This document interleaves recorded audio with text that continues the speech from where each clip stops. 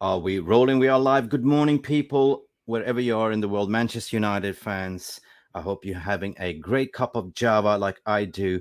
Where I'm sitting currently is 3 p.m. afternoon in Thailand time, but some people are in UK. It's probably 9 a.m. in the morning, and some people are in the US. Listen, we have a jam-packed show to unpack. We are MUFC Realist TV. We're going to talk about the transfer. Uh, not really the transfer, the takeover news, the Q&A, what's been going on over the week. We're going to unpack a lot of things about the finance, to follow the dots and trails, what's going on with the financial situation. But also, we're going to discuss that Manchester United are for sale for 100%. We're going to talk about this. I got a scintillating guest in the background waiting. His name is Paul White. But first and foremost, before we continue, make sure you hit that like button, subscribe, share, and all that jazz. What you need to do, take a sip of coffee while we play the intro, and we see you after. Cheers. Bye for now. Latest in 30 seconds.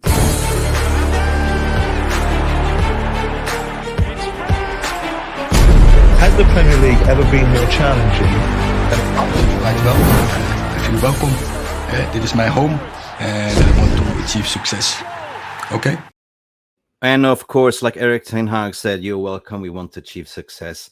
So do we with this transfer, takeover. I mean, when am I saying transfer? It's not a transfer. Welcome to the show. Good morning, Paul. How are you? I'm not too bad. We keep talking about transfers. It's a takeover. It's a takeover. It's not a transfer. 100%. 100%. That's what we've been seeing in the media. You know, some journalists have been covering it. It's like a transfer market, but it's technically not. Actually, it's the biggest scoop of the century. It's the takeover the Manchester United PLC club that's been owned by the Glazers for the past 17, 18 years, Paul. So, of course, there's going to be sensational news. But, you know, for a disclaimer, under no shape or form, MUFC Realist TV is not promoting any clickbait stuff. What we are is a community of millions of voices where people all over the world sits in different positions. We have a community where we share, we debunk, we follow the facts, the finances, and at the end of the day, we come to a conclusion. And what we present here is kind of alternative, but that's what we're here for, because we care about the club. We want what's best, like Eric Ten Hag said in the intro. And having to said that, what are you drinking at the moment, Paul? Are you having tea or coffee? Oh, I'm having a Banoffee Frappuccino from Tim Hortons at the moment. I have a sweet tooth. Frappuccino. I've seen Yeah. a lot of people say we want Mbappe, but this morning I wake up, I want M Frappe. I'll take an Mbappe too. Let's be honest. Yeah. So what's been going on, Paul? Of course, the space has been going off. Yesterday, I think it was 300 people in the space talking, debunking. It is the what do you call it? The silent before the perfect storm. We haven't heard much. I've been speaking to some people high up in QIS in Qatar, got some confirmation from their end. But at the end of the day, it's been silent from the media. And the reason per se is because of the NDA group, as Rainey is kind of driving a very tight ship. It's also debate, are they leaking things out? No. But at the end of the day, you can run a tight ship like a camel in a sandstorm, but eventually that camel need to open up and do his business. So something's going to leak out. You know what I mean, Paul? But take it away, Paul. What do we want to? What you have on your heart and mind? Should we talk about the white paper that came out yesterday regarding the Premier League fitness rule of how to run a club? To start with, take out the boring stuff. We'll take out that boring stuff. That's not really a white paper in the say of this is an immediate rule change that they've done.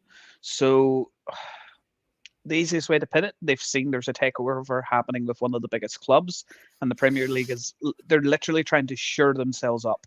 So generally, if we remember what happened with the Newcastle, when the takeover news started coming out about Newcastle, you had the human rights groups were all over it. They were putting pressure on the Premier League. So what essentially the Premier League has done is they've enacted a new rule, and it's changes to their fit and proper tests. There's a lot of things in it to do with any director that has been previously charged, convicted of tax evasion, tax fraud, stuff like that can no longer be a director or owner of a football club.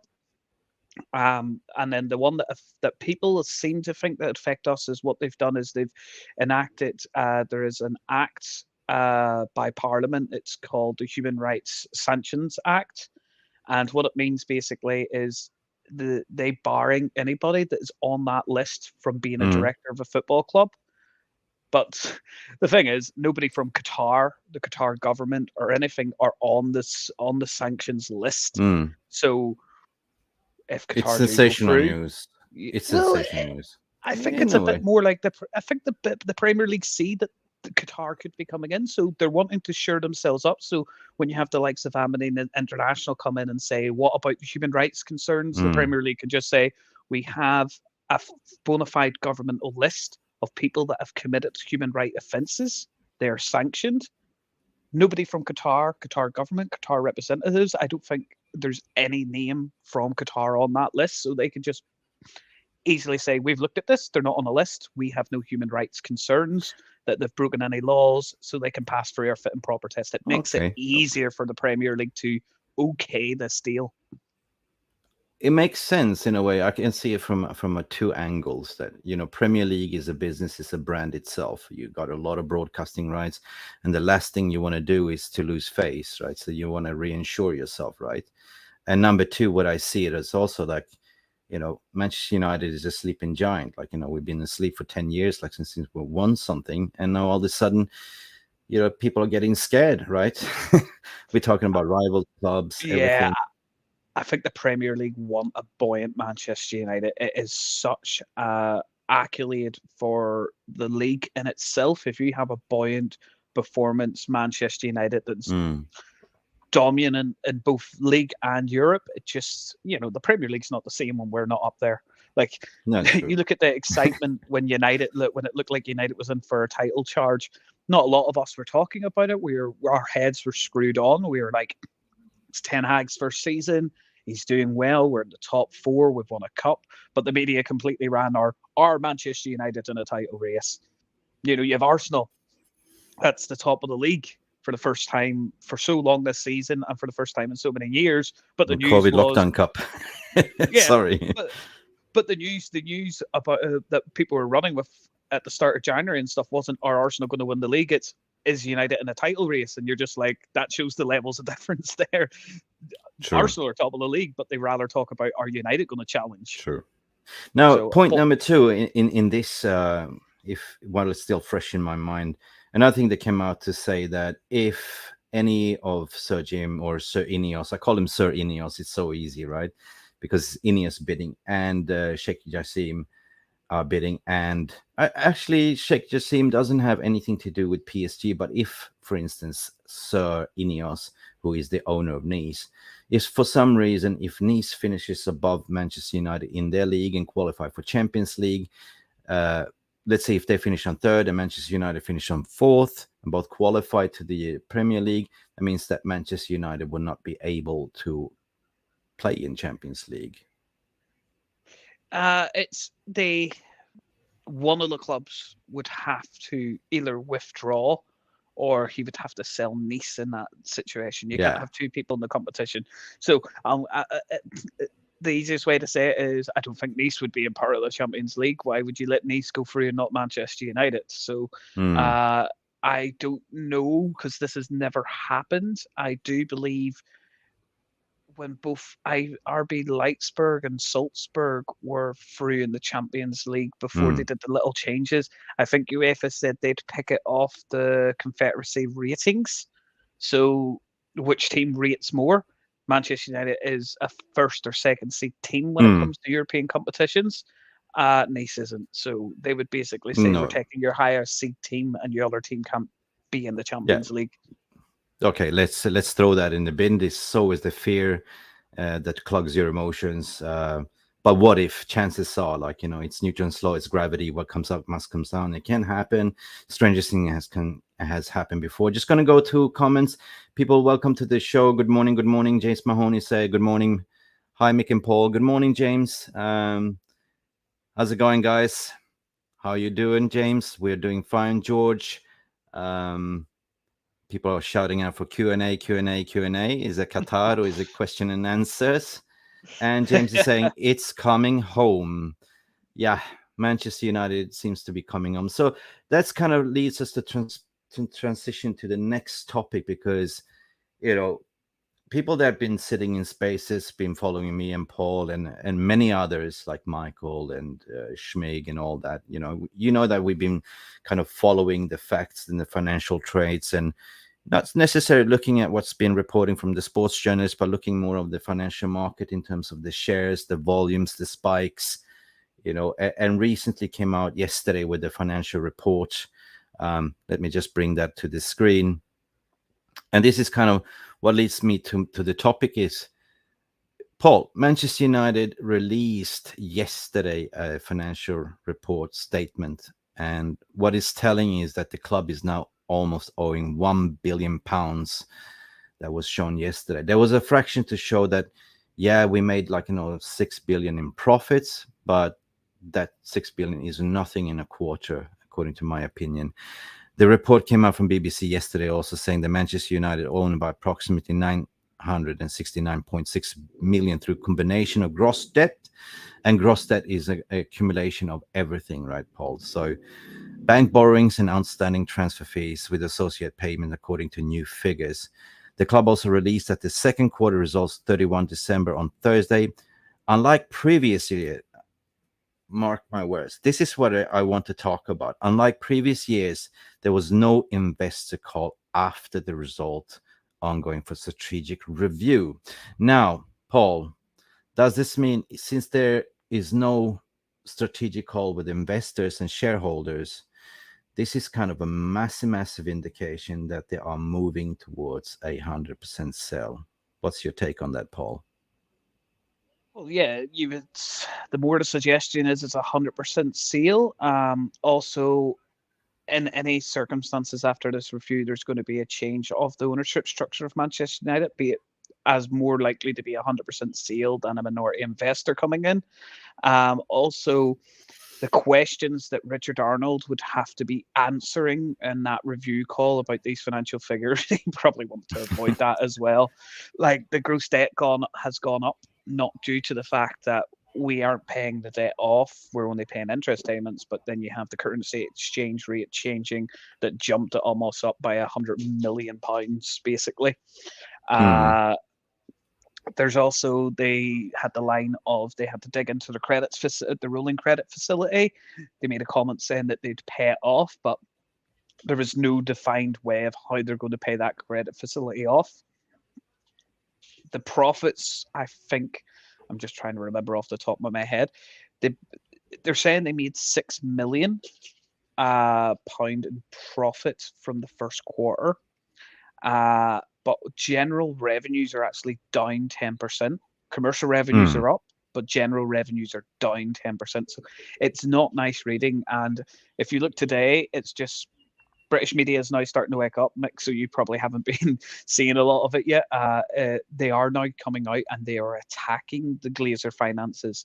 The big headline is that you're $1 billion in debts. You have a stadium that needs renovating, and you're trying to ask for £6 billion to sell Manchester United. And I think everybody's seen the ridiculousness of them numbers. I don't think anybody and any financial advisor, broker, salesman is going to basically be able to spin that story that the Glazers are trying to get out, that the club is worth $6 billion. Probably is, just not in your hands because you've ruined it. But the debt remains still on $650 million, right? But Bank of America has been bankrolling and given credits that's turned into bonds, right? So basically the credit facility has been overdrafted, right? So there's we can talk about the reason why they went out in November, Thanksgiving, to say we're looking at strategic investment, because they looked under the hood, they saw the finances. The financial report that came out in December showed we had 20 odd million in the bank, and that was kind of the end of the Glazers. So obviously I believe that they have gone out to the market to utilize Rainy Group to sort of drive up the sales of Manchester United to cash out as much as possible. But staying on, this kind of gives you the indication that if you look to stay on, like, you're well deluded, Mr. Glazers, because the financial figure shows that there is no way that you can maintain or steer the ship where you are now. The ship is sinking, Paul. The ship is sinking.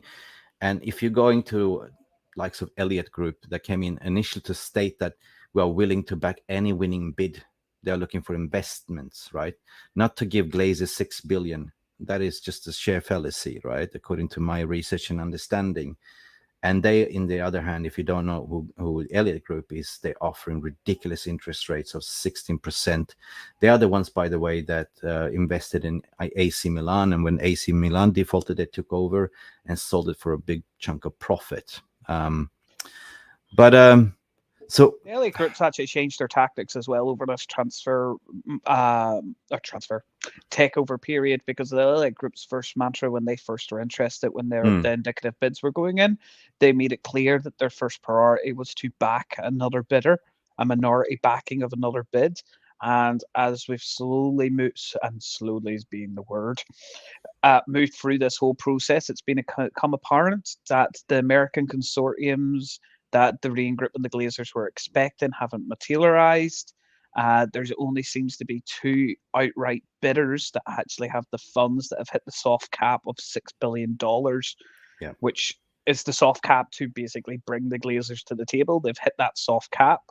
Nobody else has. So Elliott Group is like, well, we aren't going to. The Sir Jim and Ineos Group and Sheikh Jassim's 9-2 Foundation, neither one of them would take minority backing.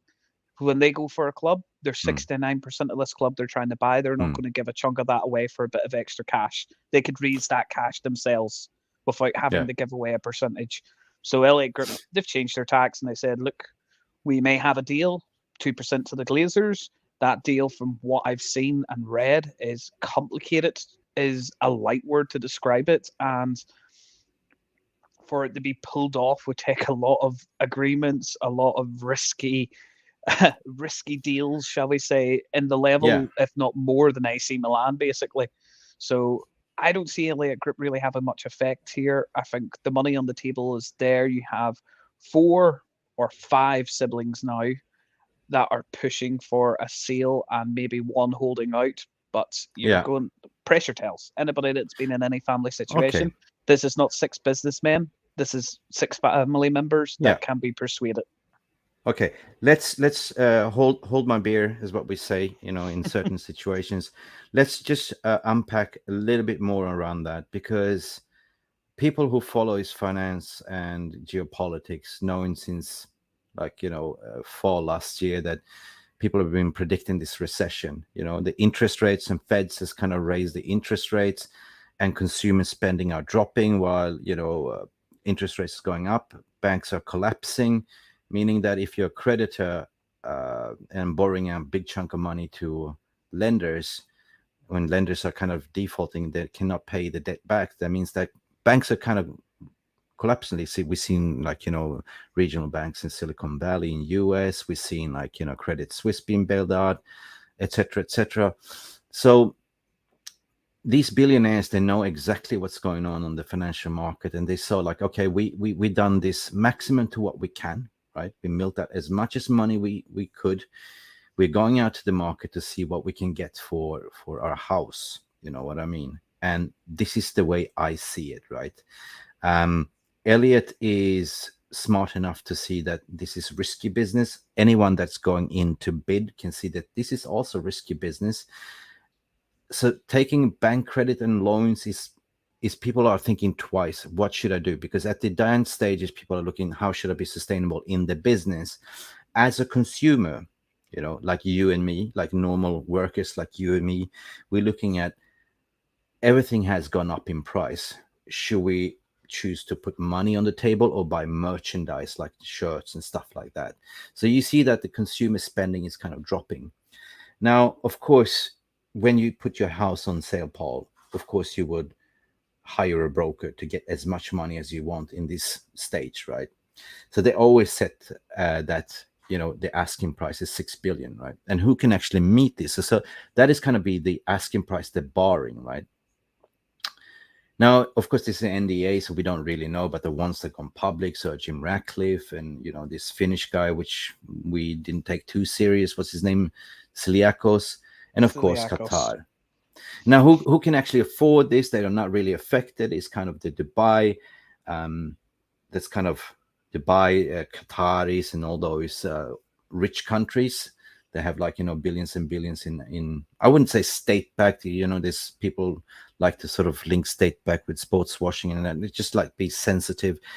But the people that see like this is not a problem. This is something that we really really want because we have a purpose, and the purpose is for us to sort of use Manchester United as a PR tool for promoting our country, our tourism, our sustainability, X, Y, Z, right? So therefore, it's my belief that the bid has gone in. There's the silence before the perfect storm. Rainy Group's position is now to push the remaining of the Glazers to actually pull the trigger, as what you said, like Joel and Avram, they are the only ones that wants to keep, and they own about 33% of the overall family shares, correct? But in consensus, everyone needs to, you cannot sell the club, like the majority will overvote the other ones to sell it. So the rumbles are coming out that everyone is kind of happy with the evaluation price, with the bids is coming in. And I've been just heard that the Rainy Group is kind of, I call them Rain Group, then are kind of putting pressure on for guys you have, received the bids. Let's pull the trigger. Let's discuss. Let's work with exclusive owners. It can be Sir Ineos, Sir Jim Ratcliffe, or it can be Qatar. But for me, rumblings came out from yesterday. I spoke to a very high contact that works in QIS in Qatar. He's been heavily involved with the World Cup, the infrastructure, and all that stuff. And he told me specifically yesterday that there's a level of proudness that they've gone up with this bid. They are matched more than the evaluation. I will not go into the figures, but they made sure that they really want this club. They really want this business to make United great again.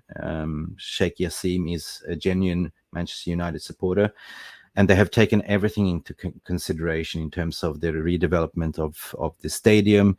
They also looked at the evaluation of the land around Manchester United Stadium, Old Trafford, because there's a lot of land assets there that can be utilized for shopping malls and stuff like that, what I've been told. But so far, they are very confident that the bid they put in is around $7.2 billion, roughly speaking. I take it with a little bit pinch of salt, but what I've been told is they are quite confident the bid's gone in, and it's just a matter of time until the Glazers are pushing. Now, the Rainy Group is kind of putting pressure on as well for the Glazers to make up the decision. And it's been always said that, they're trying to sort of close, Rainy's trying to close by Q1, which is today actually, because they have other things to do as well, like the WWE and stuff like that. But we also seen signs in the media that they're trying to sweeten the deal, is what I've been told as well, to offer them like Super Bowl stuff and playing Tampa Bay football in Qatar. So from my end, this is the information that I received yesterday. But at the end of the day, I keep my powder dry, Paul. As you know, we are here to share the facts, share the news as alternative. So under no shape or form, this is not. Don't take this as the news. Paul, any comments on what I just presented as an alternative? I mean, if you put your logic hat on. If I put my logic hat on, as I say, this is not like selling a normal business. You're not dealing with business people in a certain way. With the Rain Group in Qatar, you're dealing with 6 family members. Some of them have their reasons for money. Some of them have the reasons of family pride comes into it as well. The thing about people constantly waiting for news, you're at a very delicate stage in this process, because people seem to forget we're not just dealing with a football club, we're dealing with a company, and a company that's floated on the stock market. This part of the process can affect stock prices. It can affect a lot of money shifting hands, people losing a lot of money and people making a lot of money. So you'd probably find, as big as Rain Group is, there's only going to be probably 1 or 2 people that actually know the decision that the Glazers are making and know what the decision is before they release it to the bidders and general public and large. Because as I say, somebody leaks out this information and has a bit of money, can go and buy 200,000 stocks in Manchester United. News comes out, it's going to be Sheikh Jassim's 9-2 foundation on the exclusive bidder. The stock price will rise by about $4 a share, Yeah. and that person's made almost $500,000 because he got insider information that has legal ramifications. We've seen that happening this week. I mean, somebody just bought up a massive chunk of volume of Manchester United last PC night. stock. Well, it's not a massive chunk for that price. But over the course of a week, it's been approximately 5% of the A shares, like, right? Yeah, probably a bit more than 5%, because you had a couple of days there they were trading about 8 million shares a day. But that's general hand trading. Anybody that's looking at the market and you want to see an indication of a sale and an indication of Jassim's position, there's a little tab that says volume. You click on that, and as soon as you see that tab and one spike go over 10,000K, which was roughly 1 million shares. Yeah, that's the indication that somebody's making some moves, because you always see anywhere between 50K and 250K as normal investment movement, especially in a takeoff. Price goes down to a certain level. Analysts say that price could rise in the next couple of days by $1 a share or $2 a share. 250,000. It turns into almost it's over $25 per share, which is kind of madness to me. It's moving, I don't know, like a seismic event. I just going back to what Ornstein was saying a couple of months ago. It's going to be a seismic event, and we're starting to see that final crescendo. According to my opinion, from my experience, when it comes to tender and bidding processes, this usually takes more than 6 months, right, in making, right?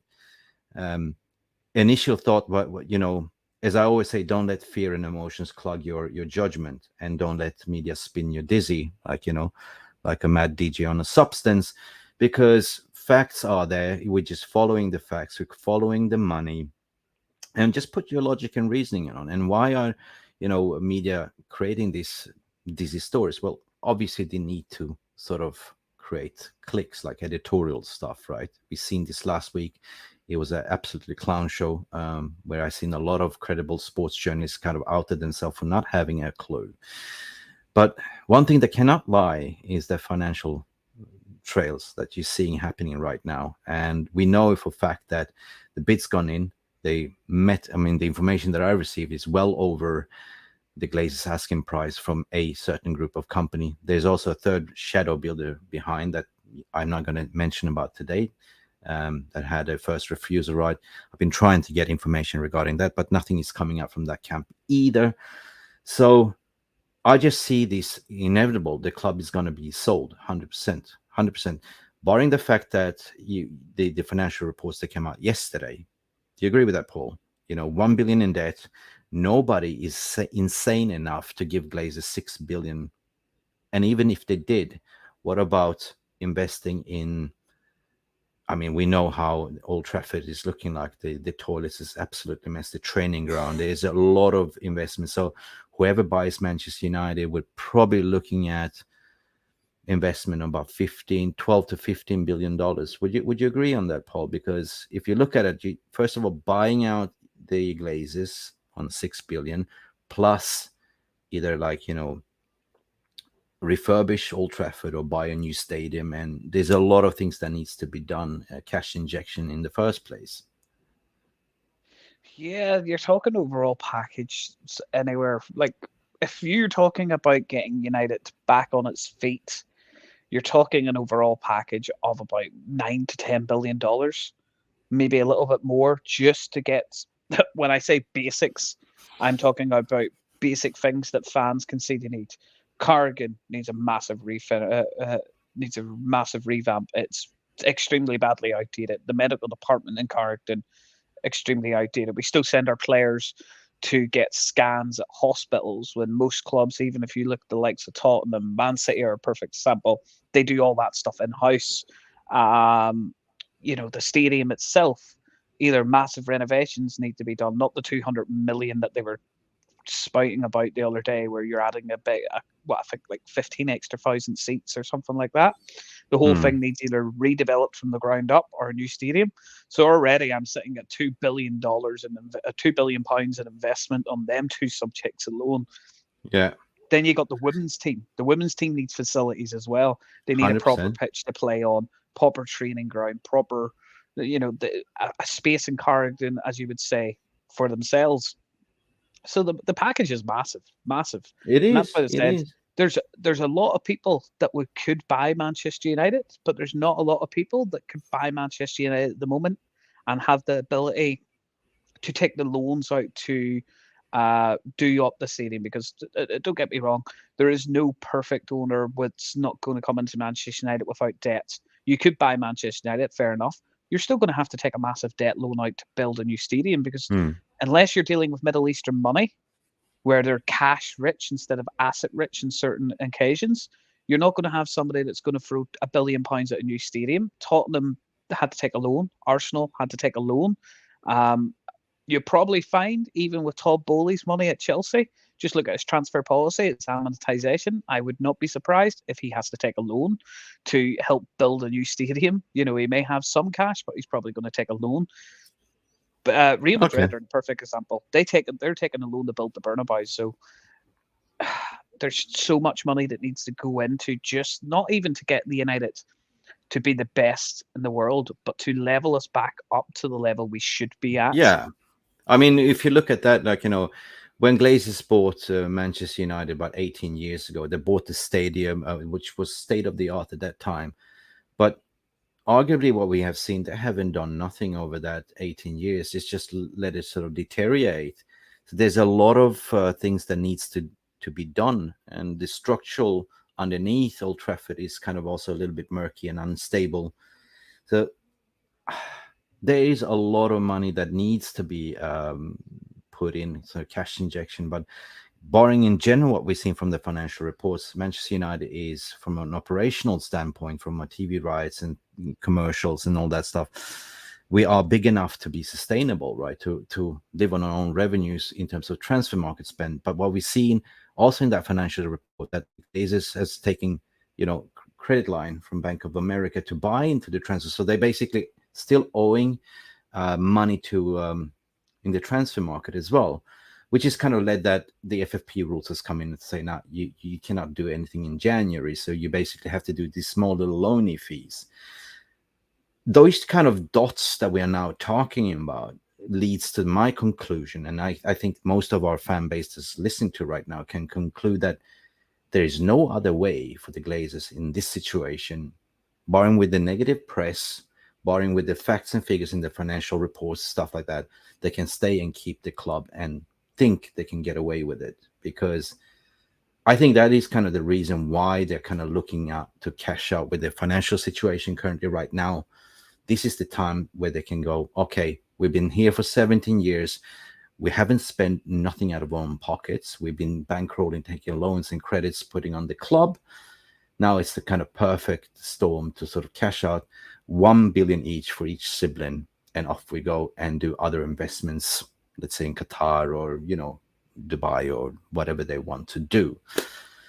From my logical thinking, by looking at all this evidence and facts and figures, my conclusion, and this is my opinion though, you don't have to take it as, you could take it as you is, but this is my opinion, that there's no way out. The club is getting sold 100%. And when that will happen, Paul, do you agree with me that I think that they already reached to sort of some form of conclusion, and that there will not be a third round of bidding? Because, to continue this to the end of summer puts the club even in more jeopardy, because you need to have a conclusion before at least mid-April, because the club can focus on the transfer markets, clear the FFP. There's a certain handover period that needs to be instilled as well. Yeah, you can guess that they want to have this done. When I say relatively quickly, I'm talking relatively quickly in a tender process of buying a company relatively quickly. The fact that they have the soft deadline in February, But on the third bidding kind of thing and the minority investments, I've never believed in a minority investment. The only minority No. investment I've ever believed is possible if you had somebody that came in and buy out the other siblings. Because I'll just put this one point to you, and to anybody else that's worried about minority investment, is you have a minority investor comes in, they're agreeing to give 2 billion to the Glazers for, say, the 18% of the company they can give.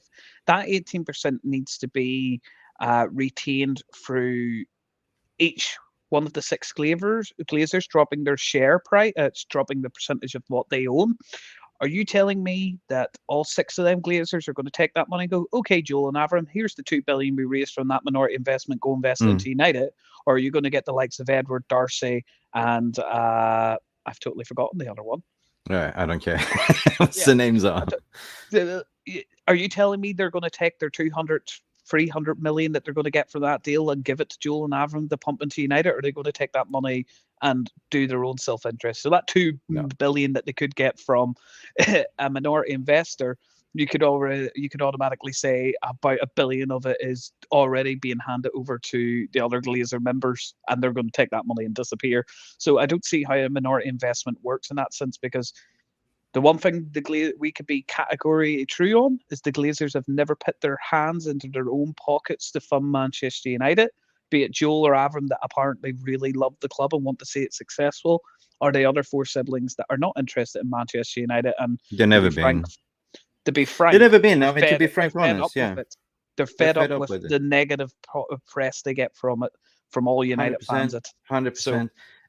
But also the way I see it is, you reach to a point where there's no return, basically, when the media and the fan base is more stronger than ever, united than ever. And I never seen the fan base being so united as we are now, to be honest. On socials, everywhere, everyone is being loud.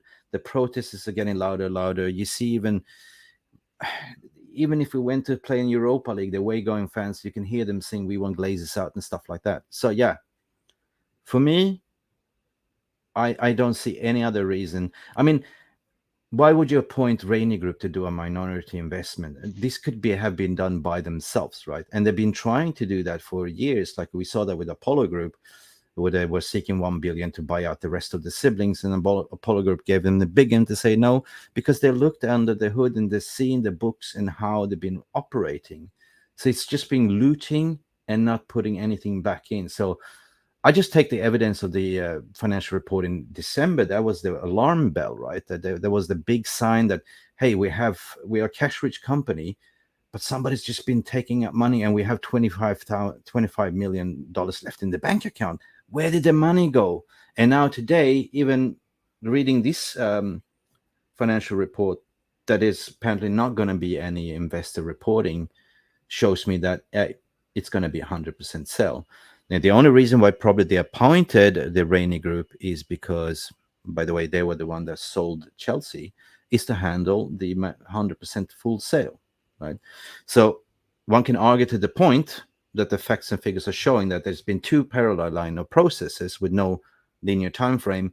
One is being like, look for minority investors to see if we can still stay in the club.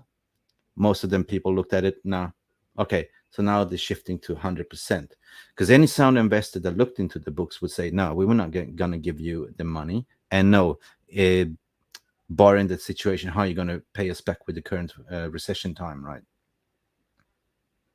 Yes. People, they have been 2 processes with the minority and the majority stake running parallel at the same time. But the minority investments, it's just too far out. The reason they hired a Rain Group is the Rain Group they're experts at selling companies and sports companies, but also what they're experts at is how they do their process is bringing in other people like the Tom Bowleys and creating consortiums.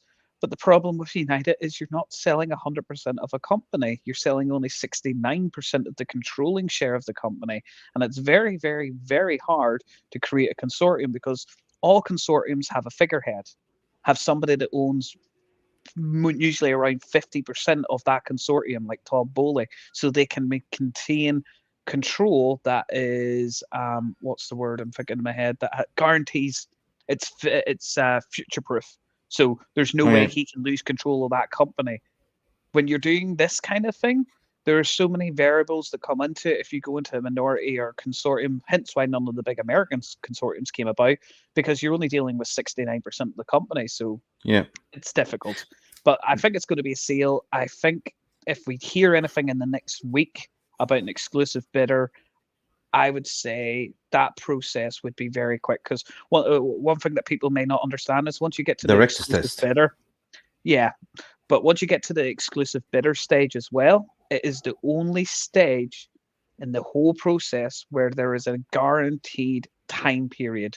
As soon as they pick an exclusive bidder, there's a clock that ticks, and they have to the end of that clock to decide a deal or no deal, or it goes to the next bidder.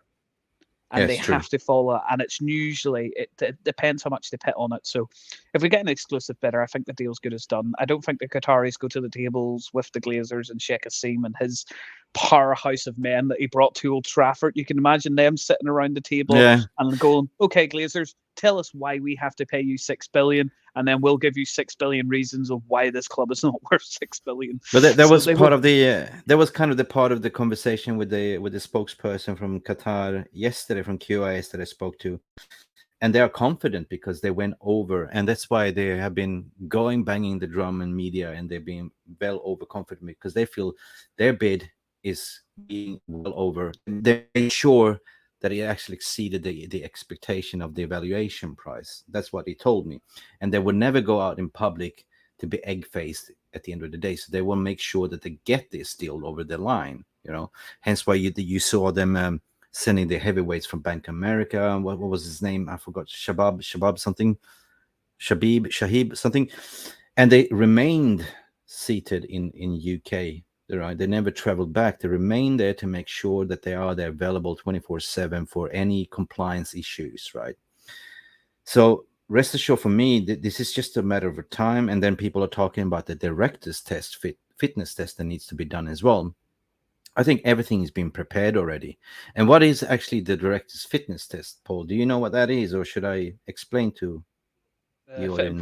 If you just want to explain, just because we're getting a bit of news here that I'm just reading. Yeah, sure. Well, anyone that wants to purchase a club, according to UEFA and Premier League and FA Association, needs to sort of disclose who the shadow bidders are, shadow directors are, and everyone that's going to be involved, and that is called a director's fitness test, right? So you don't want to you want to show that there's no links to, like, it's this instance, like, if we take Qatar, nobody that's associated to PSG sits there and involved, so there's no form of influence.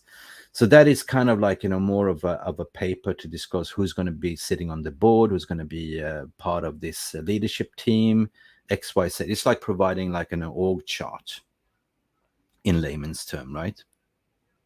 Are you with me, Paul? I am with you. I'm listening. Sorry. Yeah. It's just Simon Stone's put out a post because it's the Manchester United and Newcastle game on Sunday, and you have the two virtual signaling groups, United against sports washing and MUFC fans against sports washing, and they're trying to claim, they're going along the lines of you can't separate the money from Sheikh Jassim and Qataris there. So it's noise. I'm just gonna noise. go to the Q&A, people. What? Yeah, I will do. Let's see. Big up, Eddie Football. Big up. Good morning to you, sir. Hope you're having a nice day. It's Friday. Big up. Hope you're having good coffee. Thanks for your.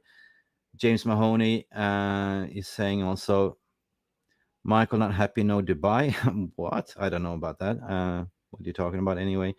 Noah is going to say they're already chosen the preferred bidder. Noah, that's the $1 million question. I mean, what we debunked before, if you already put an evaluation price well below to meet the asking price, like if you're selling your house, Noah, if you said I want $1 billion for my house, and somebody's actually putting a bid, it could be that both Sir Jim Ratcliffe or Sheikh Jassim has put in the exactly same amount of money, but then the question is, okay, how do we extinguish? How do we pick? Well, in many cases, it could be like, how the other party can sweeten the bid. Somebody called corruption. I'm not calling corruption. It is still normal practice to say, well, if you take our bid, let's say you can, we open up the doors for you to do business in Qatar or Middle East to promote your other brands and sports and stuff like that. So these things are actually evaluated, like, you know, believe it or not. The number one rule about doing a deal in business is not the money you'll make, but the doors you'll open. Anybody in business will tell you it's the connection. Even the Rain Group are looking to sustainable business in terms of, if they manage to close this one off, like, you know, the share repeat business that they're going, and what they're looking at are the clubs to promote in the Middle Eastern area and everywhere else. I'm pretty sure, somebody can correct me if I'm wrong, but I'm pretty sure the Rain Group has never dealt with a Middle Eastern Gulf fund before for selling something. So this is a very, very good thing for them to create contacts, coming the fact that they're going to be trying to sell the WWE very, very soon. And like, yeah. Listen, Noah, thank you for listening and picking this up. They're financially broke, 100%. This is what we've been talking about in this morning show. Investment cannot save them. The only hope for them is the full sale. And this is what the show is all about. And this is what we're trying to depack for you guys. I hope you had your second cup of coffee, because we're coming to the final crescendo. Henry is saying, good morning to you, Henry, sir. How are you, sir? Good morning. Where are you calling from? Where are you chatting from? Morning, Mick. Brilliant video. Keep up the good work. Come on, Manchester United. Yeah, that's what it is. And what I wanted to say on the behalf of me and Paul, that any bid that is in for Manchester United is a good bid. You know, what matters is don't lose your ways. Don't focus on the figure and the money and all that stuff. What matters is that we're getting the Glazers out. We've been crying for this for 18 years, right? That we get exciting new owners that can help us to elevate, to come back to the winning ways. This is what matters, right? I think that I speak for the majority of the fan base, including Paul, but, you know, as well. Yeah, so big up for you. Number one. It's number one. The Glazers gone is number one. Somebody will come in, take the football club by its horns and go, we are a football club, let's act like a football club, because we've been acting for a business for too many years. You act like a football club, money will come into the club. Yeah, we just got lost in that way many years down the line. And as I've always wanted to say, if anybody wants to understand how much the Glazers cripple us every year with dividends and debt repayments alone, that's like us signing an Osman every single transfer window. Yeah. That's how much money goes out of football. Yeah. Henry saying, good morning, Paul. How are you, dude?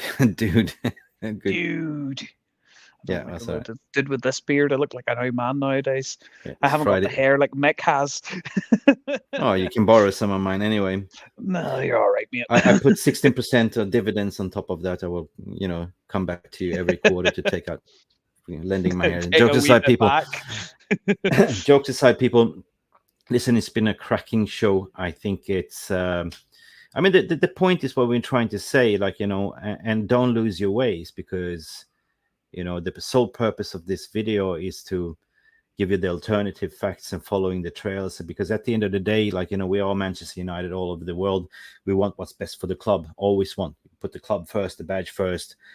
So I'm just going motion sick and be listening to you guys in the spaces, and everyone is arguing about the figures and how much. And I just kept saying, does it really matter, right? It doesn't matter how much the club is getting sold for. No. What matters is that we are getting the Glazers out and that we're getting new owners, right? Of course, the Glazers, according to my opinion, Paul, will benefit. They will walk away shamefully with 6 billion in their pockets, and that is 1 billion each. That's 6 billion more than that should have, barring how they can walk away with 10 billion. I don't care, as long as they walk away at the end of the day. Then at the end of the day, I just quote Braveheart and I say, you can't take our lives, but you can't take our freedom. You know what I mean? Right, now you've made Xander happy there. Yeah, Xander. But at the end of the day, with new investors, with new club, we as fans and club will be the winners in the long run. We got to look at the long-term investment, long-term gains. We suffered enough, and now I understand all this, gimme news right now, gimme. we all are like that. We're living in a social media space, but we're not plugged into the matrix. So it's just a matter of fact being patient. The facts that we presented here, me and Paul, is alternatives, right? It's up to you. We are giving you all these facts and information. At the end of the day, it's up to you to make up your mind, to think, because nowadays people are just reading headlines and making conclusions. So, as I said, under no shape or form, whatever we say here, we're not a news aggregator. We are just debating, and we're talking in spaces and stuff like that. So, Paul, any final words? Anything that keeps popping into your mind? Glazers out, Glazers out, Glazers out, Glazers out. That's all I'm going through my head at the moment. Yeah. All I say to people is just be patient. The news will come. And don't be worried if the news is not coming straight away. That's usually a good sign. It means they're discussing stuff. As I say, the rain group has to wait for a decision from 6 people to make that decision. Could hear something today, could hear something over the weekend, but it's just If going we to hear something. patience. As I If we said, hear something. yeah, it's a Yeah. bit like when you're at Christmas time, when you're a kid. You've asked your mum and dad for that PlayStation. They're handing you the presents. You haven't got the PlayStation yet, and you get that panic in your head. So you just all just need to be calm and just wait. Basically, it's a waiting game until we hear anything. But I'd say we're not too far off it. I don't think we are. I don't think they're going to be deliberating for the next month. I say probably to a week to 2 weeks at the most before we hear something, or it could be today. There's that range on it. Yeah. And I always say, like, I grew up in Sweden and we had a Swedish saying, den som väntar på något gott väntar aldrig för länge. And that means that then whoever is waiting for something good to happen never waits for too long. And that's kind of a translation. It's really hard to translate, but I agree because it's logical, right? We know it's about to happen. If you asked us last year, we were all miserable and deprived from everything. So this is kind of the biggest, most positive thing out of this season next to Erik ten Hag. I mean, say, God, Erik ten Hag and his football and his changes that he's been doing, with his hands behind his back and put us in this position where we are today. So there's 2 factors that's reunited us fan base is the Glazer sales and the Erik ten Hag football, right? So guys, please, if we hear anything else, I'm not the one that will jump off and do streams about the Glazer sales. I've been active for the past 10 months to do Glazer out videos, but as I said, only if we have something concrete, we will report on it, right? And beautiful doggy. Yeah, if anything cheers you up, she cheers you up. Yeah, and she's Glazers out too, right? Aren't you, Peggy? Yeah. There you go. Dogs Woof, always woof, make woof. everybody happy. Okay. So, guys, thank you for watching. I hope you had a lot of coffees. Thank you for all the support. Please like and subscribe to this channel and video. It's not mandatory, but it certainly helps if you do, because making this content is all for you, for all the global fan base. We are a community. No matter what you are, how big or small, where you live in the world, we are wearing the same shirt and passionate about our club. We care about the club. We want to nurture a club, and we want to go all the way back to the top. And certainly come back and visit us more, check out more content. This is Mick Ruby, Mufc Realist TV, having another sip of my coffee. Next to me, thank you. This is Paul White. Paul, where can they find you on the socials and the Twitter Spaces? On Twitter, just Twitter. I am literally on just Twitter and Spaces. You'll see me pop up. You just look for any Twitter space that has a load of little United logos with a Qatari flag. Generally, I'm in them spaces. But at Frothos, I need to put that tag on this thing. You have to. And how can they find your dog, lovely dog? What's your name of your lovely dog? Oh, Peggy. She, I've all over my wife's Instagram. I think is where you find her. Peggy. Peggy. All right, guys.